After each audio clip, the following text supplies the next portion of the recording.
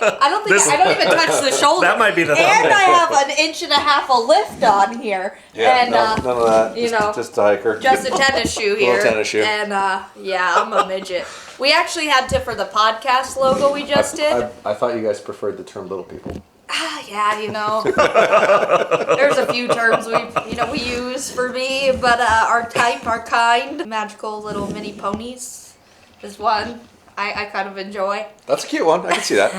Yeah. But we probably put not me on one a guy of similar stature would like to be. No, as, probably but, not. Yeah, well, what about a majestical little? No, pony? men like short king. We need some bow work done. Is that Yes, what we're talking about? yeah, we're gonna do some fine tuning. This isn't really tweaking, It's not tweaking anything per se, unless we do change the peep, or make it a little bitter. But we're just gonna fine tune her. She had a rough season, as you can see from the paint job in Arizona, and my timing is a little off. My D loop slides around. I gotta wiggle it every time. I'm also becoming very picky about the D loop. Teach me the things. I don't like my D loop to touch my knock at all. I don't want it to You were touch. searching for the words. I was going to call it a tip, and I do it every time, and James wrong end of the arrow. No, you don't want it to touch. That's what soft knots are for. You put See? serving on there to where the serving's what actually touches your knock, and there's still a gap in between that, and then your loop sits against the serving. And the beauty of that is you can cut your loop off and put a new one on, and nothing changed, because your soft knot's what's actually referencing where the arrow goes. Yeah, so this slide her around. Oh yeah, you can move that all over the place. So you just so it's really just not compressed at all. I'm sure it'll go up and down too. So there's a couple things and that's terrible. Look at that that's nice bad. D-loop. That's bad. Yeah. So this thing shouldn't move. The way you build it and the way you orientate it, this thing needs to be solid because you line this up with the peep so when you pull it back, it comes back straight every time. Yeah. You shouldn't be able to grab your D loop and move it like that. That should not happen ever. No bueno. We'll start with getting a good soft knot position D loop orientated right and tight, squared with the rest, and then we'll run it through paper and see how that looks, which you've already told me it's out of time, so we'll probably check the timing anyway. But normally, for those at home, I go ahead and shoot it through paper before I even check the timing, because if it's out of time, it's not going to shoot straight through paper, and the paper will tell you it's out of time. So if you don't have a timing or a draw board or a way to check your timing easily, the paper will tell you, as long as you got your 90 level. If you get your 90 level, shoot it through paper, and you get an up and down tear, it's out of time. Usually. See this? There you go. I learned so much here. Well, you can kind of skip steps because the steps you progress through will tell you what's wrong without having to actually go back and look at it. But we do have this gorgeous handy dandy drawboard, so we will put it back there so you at home can actually see. Just cut her right Cut off. this crapper up. That's a dull blade. There it goes.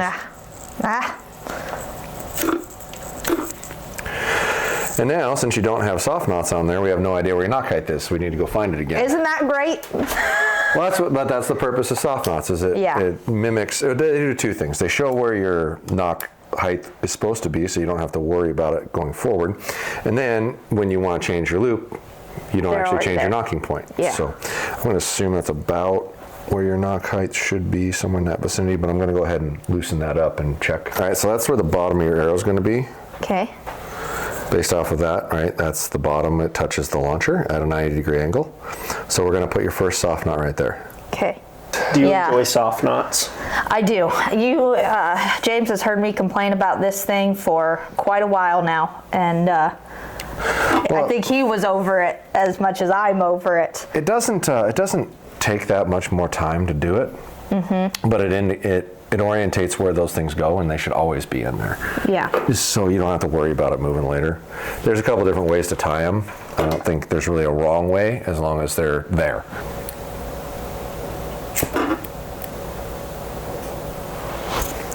So that's number one. We're going to put that in there. And then you're going to put a soft knot above it with like just a hair a gap. You can't physically touch it because when you draw it back, it will arc a little bit. It won't be perfectly straight. Even though you got a loop here and a loop there pulling it back, there's always a little bit of curl to it. And the shorter axle to axle bow you have with a longer draw length, the worse it is. Right, so if you had this bow on a 30-inch draw, the steeper the crunch gets. Correct. So if you had this on a 30-inch draw, you'd put a bigger gap in here when you put your soft knot in. Right. See, we're learning. Take these notes back home with you, friends and family. watchers, viewers, commenters, subscribers, subscribe. And go subscribe to the podcast. We never say it in the regular videos, I feel like, and that's where all the people watch. So if you're watching, go over to the podcast and subscribe, because I don't get paid until the podcast gets paid. You know, I'm part owner in that, of course, and I want my $2 a month or so, you know. It's so little bit of money. It's ridiculous. It's ridiculous. Yeah. Hey, if you made it this far, like and subscribe. Yeah, you know. When you go to do the first one, that's when you're going to set kind of your gap. So you don't want it to touch, but you want it to be pretty close. So you push that down. Like 1 serving width gap is probably about all I would do. Something like that. And do again.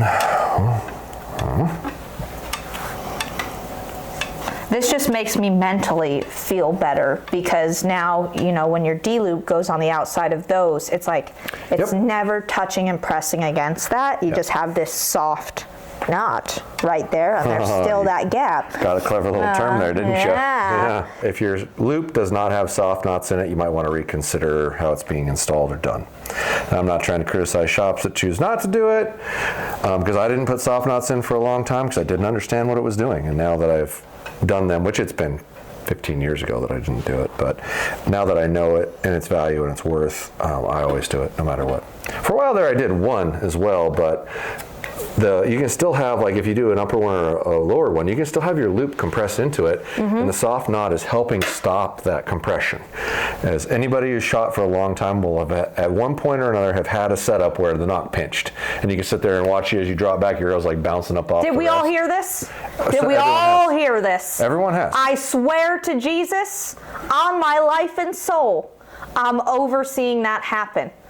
I have never had so much knot pinch in my life until the last year. And now I see that arrow pop up off the rest every single time I draw the bow. So now keep in mind your serving tension can also cause that. This is a good serving tension because you can move the arrow without it really moving the string. It's borderline too tight because you can see it move just a little bit. Yeah.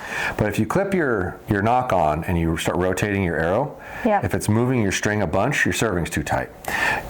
Too tight of a serving can give you knock, pinch, and float like that too. But traditionally, it's these two things pushing on your knock as it starts to compress when you drop back. All this stuff matters. It does. Especially just because, like, you could think it's the littlest of things, but then it starts to play a mental game with you, and the more that gets bad, then you're just out of the game, you know? Well, and how your loop was too, with it moving all over the place, not only is your knock point moving around, but your orientation between your loop and your peep's moving. So you'll draw it back one time, it'll look straight, you draw it back the next time, and you're looking through it sideways. Right? I'm so happy to be here. You could probably find that exact verbatim clip of me saying that. The last shoot we did, I said that verbatim. And I said, I'm going to start letting down every single time I draw back, and it's not on. And then randomly, and James was like, well, how is that possible? You know, that you draw back and it's right. And then you draw back, and I'm like staring at the moon, and I'm seeing about 1/8 of my sight. Because it's doing this. Yeah. And that's not crazy. What's funny about that is that, yes, sometimes that can be like poor quality strings. Yes, that can be like a loose serving, but more often than not, it's your loop just moving every time you fire it because your loop's not tightly compressed. Like I could have taken the loop that you had on there and made it tight to where it wouldn't move, but you still wouldn't have the soft knots in there. I usually use the bigger ones because it moves my nose farther up and my head farther up and the peep farther away from my eyes, so it makes me able to shoot farther. Oh, that's smart too. Yeah, anything you can do to move your peep up and the string will increase your range. Which, I need as much help with as possible. This gets farther up, you get to be able to shoot farther. You still need a good solid anchor point, right? That's still number one. You can't eliminate that.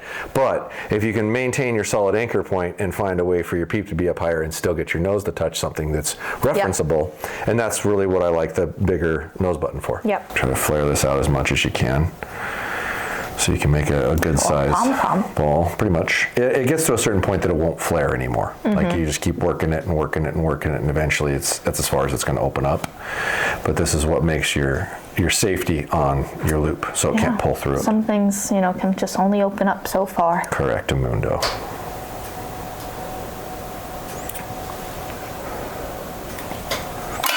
You caught that right. That was sexy. I did. Yeah. I was blowing that smoke right in your lens. It's like, oh, this is going to be great. My film is gas right now. Oh, yeah? Yeah. I hope so. Back side of the string, around the front up against the soft knot, around the back of the loop, front side of the string, parallel to the loop.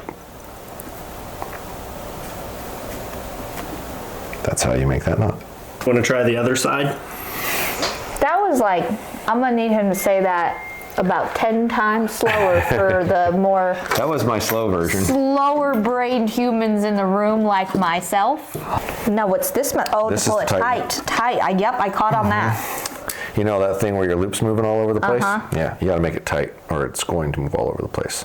So then you make this exact same knot facing the other direction. So you come around to this side of the string, pull the loop through there, and then take this piece and pull it tight again. So you can try to get some stretch out of it. Go away from you, and then parallel the other side of the loop. This part's always hard. This is where the other method where they'll leave it long, pull it through, cinch it, cut it, melt it. Yeah. It's easier to do it, but you end up with a longer loop almost always. So if you monkey with this enough and you made your loop the right length, you can usually get it there. You go. Oh, Pop there it she like goes in that. the hole. And you use this part right in there to stretch it out. Stretch her out. Gosh, you just see that string. I'm like, oh. Right. She can take a lot of pressure. That's probably a little short. We can stretch it a little more. And if you do it too hard, you'll just pop it. It'll just go Yeah. pop, and you redo it. What do you think is like the optimal D-loop length, or do you think that's a preference based on like how someone... Finished length or the material you start with? No, finished. Finished length is ideally as short as possible. I don't want the jaw to touch the knock when it opens, but outside of that, I want very little gap in here. If you make this too long, when you try to make an anchor point, it gets really hard and your hand comes back too far against your face. Now, every axle to axle... touching. No, your release should not touch, and you should be able to turn this a little bit and have it not touch.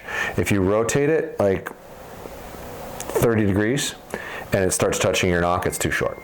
Ah, with your release With attached. your release attached when you try to turn it. Because when you turn it, it's going to move a little like that, right? Depending on how you grab it. So would you say like a half inch if you were to like give a Completed length is probably a half inch. And well, here, let's see what we got here. Depends on where you're measuring it from. What's that look like? About a half inch? Sure does. Just a Anything, it's hard to make one. hair over. It's almost possible, as you can tell, to make it shorter than that. Like that was difficult to get it in and get it to open, right? That's about as short as you can make a loop and have it function, especially when you put soft knots in here because you're starting with a wider band. Yeah. When you take the soft knots out, it's a much more compressed piece, like your loop would be where my fingernails are. Yep, and instead again, of out going here. the soft knot thing. I mean, if you're out there and it just so happens to start sliding around, whatever, just push it back to the soft knot. Correct. You know, Your soft now you're knot's not still your reference. guesstimating on But where it that's- needs to be. That's not going anywhere. Yeah. No, that It looked won't move. hardish. It's all in how you tighten it. It's all in how you tighten it and how you compress it. It took me a long time to figure out exactly how long a piece of loop material needs to be, how much you have to flare it, how much you have to ball it, how much you have to wax it to get it to come out the same size. It's typically with BCY 24, which is the loop material that most people use. Okay. They have different kinds, but that's the common one. 4 3/8 is normally what ends up being that. If you cut the piece at 4 3/8, snip it, flare all the ends, do all And the you stuff, end up getting your you half end up inch. getting that. If you're doing it as tight as you can at each step. So if you notice, anytime I would finish a knot, I'd pull it tight, pull it through the other side, pull it tight again, because this stuff all stretches. Yeah. So if you don't do each of those steps, you can end up here with a slightly longer piece of material, but as you start to shoot it, it'll get longer. And then your anchor point changes, your peep position changes. That's not going to stretch. Yeah. I already did it. So Fantastic. loop number 1. Now we can check your timing and move on that. Yeah. Touching. You see what I'm saying? Yep, you're out of time. And that's probably one twist is all. Just one twist in But this to one. me, I mean, maybe I'm just anal, but I want, you know, this is not, I just want it to be perfect. No, if the bow can be made perfect, then why not do it, you know? It's not a matter of being anal. That's not acceptable. Yeah. One twist on a cable is an up and down impact every time you relax. Mm-hmm. So if you're not hard into the shot, like you're shooting uphill and it's going to want to compress, instead of pulling hard into both of these, you're only pulling hard into one, and if one of them's moving before the other, look here, it's moving your knock height. So it's moving the ass end of the arrow up before it comes out of the bow or down, drastically changing your impact point.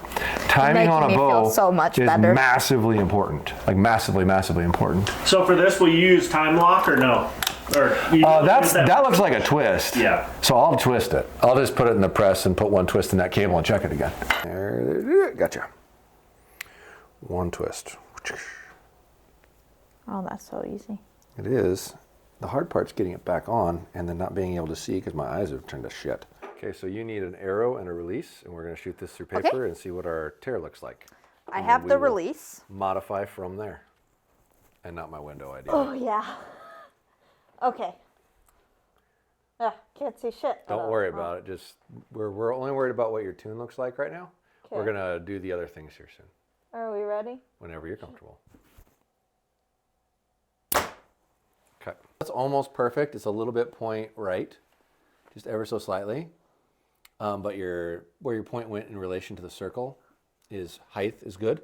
So your bow's in time. Okay. And that's where I said you don't actually have to check if it's in time. If you get a knock height straight, your bow's in time. So we just have a little bit of wheel lean to play with, which is simple on this bow. Yeah. Super simple. And since we have that and we have that, I'm going to pull it back and check and see if they're actually even to each other at draw. And I'm going to make this adjustment, balancing out them even at draw. As I lay on the side of this cam, that's where it's pointed. Okay, so then we're going to check the other one and see what it looks like. A little different. This one's pointed to the opposite side, a little farther to the left. So we're going to adjust, and I got to think of our tear and how I want it to move. We're going to adjust one of these and not both of them. So give me a second to make me think about what I want to do here. That's going to induce lean, that's going to remove lean. So I'm going to come towards me a little bit.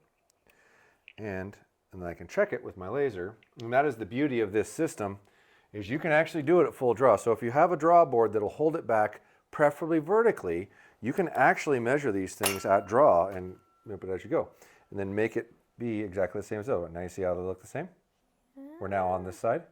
So now these cams are the same. So from here, you no longer need to check if they're pointed at each other. As you try to move your tear left or right, you just move them both equally and they'll maintain the same amount of movement left to right. So that's how you would set it up originally before you start tweaking the left and rights for tear. The other thing I should look at, and I didn't, is where your arrow rest even is positioned. If it's even in at 13/16. I just assumed it would be. I didn't actually check. What that means, most bows, the arrow should be 13/16 of an inch from the side of the riser to the middle of where the arrow is. Okay. So most bows are designed to have your arrow leave there. Yeah. So when you start tuning your bow, that's where you move your arrow rest to begin with before you start shooting through paper. You move the arrow rest to 13/16 off of the side of the shelf, and then you get your knock height perfectly level, and then you shoot it through paper. And what that tear does tells you what things are out of spec. So if you get an up and down tear, you're out of time most likely, or you have knock pinch, or you have a bad spine on your arrow, like too weak of an arrow, that kind of thing. Yep. And then if you have left or right, it's manipulating your wheels back and forth. If your bow allows you to manipulate your wheels back and forth. If it doesn't, sell it and get a new bow. But the old school way would have been to move your arrow rest back and forth until it corrected it. But then you take your arrow rest out of 13/16 and you start running into left to right variances way downrange. Hey, do you know why a hurricane are always named after women? No. There's a whole lot of sucking and blowing, and when it's over, you lose your house. Oh my God! I just saw this one the other day. Oh, you do that, yeah. Because we're strong and, like a force of nature, but it's really that one. The first time I heard that, I was like, oh, snap, that's hilarious. Okay, so now, when we go back and look at that same tear, now the left or right of it's gone. It's actually in the middle of the hole. I have such a hard time looking at these So try to think of it like this. Draw a circle around the ends of the fletches. And then as the point in the middle of the circle. Gotcha. So when you look at this one, if you draw a circle around that, the point's clearly to the right of the middle of the circle. When you look at this one, fletch, fletch, fletch, draw a circle, and the point's in the middle of the circle. Right? So if you're not sure, was the top just grab a one pen. The top one was my second hole? Yes, that's the first one. That's the second one. Gotcha. And you see this point is farther to the right than in that one. Right? Yes, definitely. So Because I was looking at that one looks thinking like it was a my perfect second. hole to me. Yeah. Okay. So I would now agree. we've got our rest where we want it. We've got our cam timing, wheel lean where we want it. All that's dialed. So now we need to figure out your different nose button and what's going on here that's causing you to not see. So you can't see all the way around. Is that the issue? Literally all I could barely see was my bubble right here. When I was drawn back, the thing was like over here. Okay, we'll get it. We'll get to that next. So now, does this help what you're seeing? It's super high. Okay. And kind of pointed up to the right. Yeah, well, we're going to I'm not worried about where it orientates. I'm trying to find the Okay. height position. So Okay, it's still down too high. more. Down more. A tiny cunt hair lower. I guess that's right, but it's so fucking blurry I couldn't even. A touch lower. I like cunt hair. Well, it depends on what cunt we're talking about. Yes. Good yes. luck with that. Yeah, a little crooked, but yes. Okay, so it's actually orientating. Can you see all the way around it? No. Okay, go ahead and set it down. So that means you need a bigger peep. But again, I don't know if it's because it's crooked or what, because I can see some light over here. I can't like see over here. Okay, but I'm all I'm worried about right now is here to here. Are you seeing? Okay, light let me on do both that one sides more of that? time. Let me do that one more left, time. left and right is twist, right? And head position. But Yeah. that's not actually identifying the whole size. Up and down, regardless of whether it's straight or not, is still going to tell you up and down. So that tells us how big a hole we need. Most But- men do prefer the smallest hole they can get away with. Yeah, on a peep, yeah. On a peep, yeah. No, like I can So see you all can't the. see I above can and see below all the- just barely all the white, Okay, so it's too small. Set it down. but I cannot see. I can't see this, and I can barely see this. That's why you're struggling. It's too small. And you've got that thing pushed all the way out to try to see it too. So which I that's do not your want. So if I threadable, want to and bring this it in, I is- got to go bigger. This is threadable and it's got no thread in it. Correct. So It's that's at its big- biggest already. So we need a bigger peep altogether. Yeah. Brianna, did you want just like a standard peep like mine that's like not the tubular ones? Well, I want. Either way, we're changing from this, so I'll go grab a couple options and be right back. So I was thinking about it as you ran over to the shop. Mm-hmm.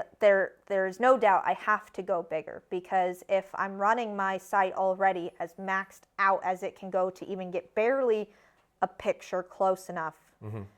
if I want to bring it in at all, I have to go bigger to create that picture. Otherwise, this and closer, that Mm-hmm. It's going to get worse. It's going to get worse. But the reality of it is you can't even see daylight around it, so it's already too small even if you leave it there. And that was Yeah. the point. You should be able to see a tiny bit of daylight around your site housing. If you are just lining up and you see just the site housing, you can move that a little bit left, right, up, or down, and you can't tell that you're moving it. So that's why you have to have a little daylight. Yeah. There has to be some kind of transition in there in between it. So Yeah. we're going bigger. We'll go up one size and see how it goes. Bigger sometimes better, Don't say that too loud. You're going to upset James. That might be the thumbnail right there. Oh, yeah. Okay, so we can get the peep out now. We're just going to set a different one in here. I was holding a lot of meat in my mouth right there. Oh my god. God. We gotta fire her, dude. Now that I have a decent, I didn't definitely see the whole thing, but I have a decent size circle around it. So is the next one bigger or smaller? Next one will be bigger, but what I would do from here is move the scope in a little bit. Oh, yeah. Okay, yes. So we wanted to be a little bigger so we could play with that. Oh my god. Oh, that is funny bad. shit. That's bad. That You is guys funny. are insane. A little higher. Yep, and the sight can still come in quite a bit. Okay. Oops, sorry, I almost Alright. took an eyeball out. I like that lot. Cool. Let's change the nose button. We'll confirm where the peep's going to go after that, and then we'll move the servings around a little bit so it stays straight to your eye. Hey, Josh, a quick question for you here. Mm-hmm. I hope you can hear me downrange. What would you say is the most common, bow setup that people have wrong? Draw length. Most of the time, people are shooting too long of a draw length. Hands down. It's the most common thing. People get overextended, and I don't know if it's an ego thing or I'm 5'10", but I try to say I'm 6 foot tall thing that dudes do. Some men do that. For some reason Some or men other. do that. Yeah. Do not shoot too long of a draw length. It's hard to load into your shot and push into the target when you're overextended, and that causes you to move around a lot more. So do not overextend your draw length. If you measure out at a certain length, I'd almost take a ½ inch off it and try to shoot it that way for a little while. Yeah. Personally. Me what my draw No- length number is. one comment is too long of draw length. All right. We have a Bomar nose button. She wants to go to the slightly bigger one, so we're putting that on.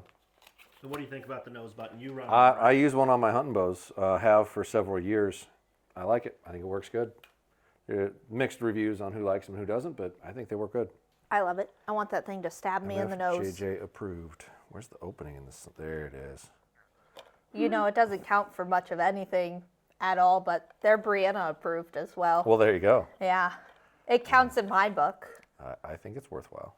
I probably Personally, will. ow, fuck, that made me bleed. We Jesus Christ. They're so pokey. He makes all his stuff very sharp. Yes, what I want especially. you to do is try to focus on your anchor point and Yep. try not to pay attention to this thing that's impossible to not pay attention to. And just tell me if it needs to go up or down. Don't try to move your head to where it feels right. Yeah. Tell me where your anchor point feels right. I'm And just I will move basically it- going to line this up. Honestly, and then if I would it's not I would touching- almost ignore this too, because Yeah. if we need to move that, that's fine too. What we want is a comfortable position against your face or your Okay. hand, and then we adjust everything else to line up with what you want to feel. Okay.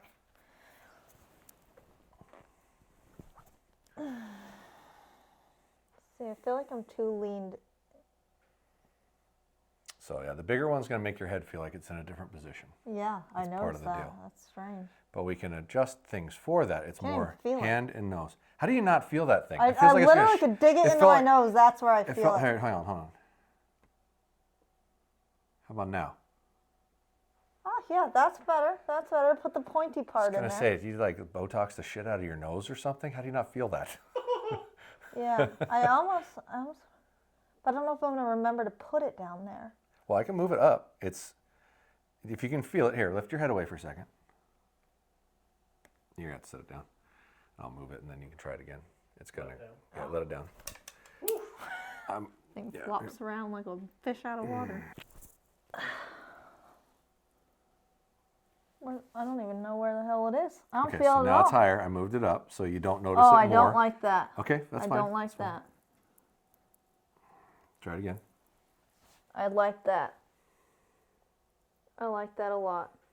Okay, we'll tie it in there and then we'll finalize your peep height and twist it to where it comes around good and we should be golden. So how does that line up for your peep in your front housing now? I'm trying to feel it. That's about as pokey as it gets. I don't know what to tell you beyond that. It looks even, but for some reason I don't have any light anymore. Well, that's because it's sitting at an Crooked. angle a little bit, I bet. Oh, yep, there it is. But the position's good? Yep, Okay. yeah. All right, we'll see if we can just get that to come around perfectly straight and we're good. Remind me to tell you the story about Brianna's sister and her coffee after this. Okay, I look forward to it. Oh my God. All right, I got to write these down. Yeah. Oh, okay. What do you see? Like I can't see the right side of the site. That's a head position thing. Okay. I can't move the string okay. around to do that. Yeah. No, that Oh, yes. that is good. Good? That is good. Yeah. Yeah? Yeah. Mucho happy? Yeah. All right, set it down. Yeah, I do feel like I have to lean in a little bit more to get it Sure. on my nose right to get the Sure. like peep to sight. Well, That is a little You different. probably were doing that a little bit anyway. You just weren't cognizant of it because you couldn't feel it. When you get the orientations in there, it makes you a little more cognizant Noticeable of what of you're it, doing. yeah. Right? All right, so Cognizant's the smart word. what did we do here, gang? Give me the quick recap to close this video out. Okay, we replaced the loop, put soft knots in there when we replaced the loop, set the timing, it was off, put a bigger nose button on there, moved the peep, changed the peep size, moved the peep, paper tuned it, made some wheeling adjustments, got a perfect hole. Now everything orientates right, brought the sight in, basically completely did everything. And now it should be dialed. Brianna, what do you say? I say thank you so much because I was very tired of feeling like it was not right. And now all we can do is blame myself. That's the You goal. know, that You is wanna- the goal. You want to eliminate the To variables not so be you're able to say it looking in the could mirror. be the bow. Right, exactly. It is me. Well, it's That's what I definitely want. you now, for sure. Yeah, for sure. He did not. He could not do wrong. Obviously, clearly, he did it all right. So I'm very happy to now go and get her sighted in and have a working bow that I don't have to freak out about and throw tantrums on Well, there you go. Like and the subscribe. course. Yeah. Yep. Like, subscribe, go watch the podcast, watch all the videos coming up with MFJJ and James and them, and get ready for a bunch of fun stuff. Fun stuff. Fun is the goal. Life is the prize.